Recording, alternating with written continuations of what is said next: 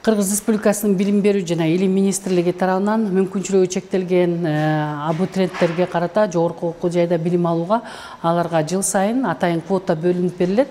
Квота 500 адамга.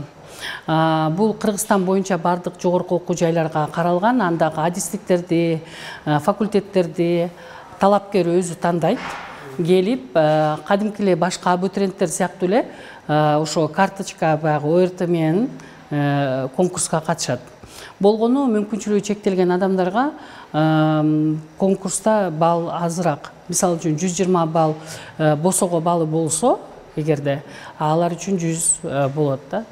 Анан эң негизгиси кечээ дагы министрдин орун басары Расул Азбекович дагы жогорку окуу жайлардын ректорлорун чогултуп, атайын жыйын өткөрүп, анын ичинде бир пункт катары ушу мүмкүнчүлүгү чектелген жарандарды билим алуусуна шарттарды түзүү боюнча атайын тапшырмаларды беришти. Анын ичинде ошо жогорку окуу жайларында балдар, студенттер келгенде тоскоолдуксуз билим алууга бардык шарттар түзүлүш керек. Бул пандустар болуш керек.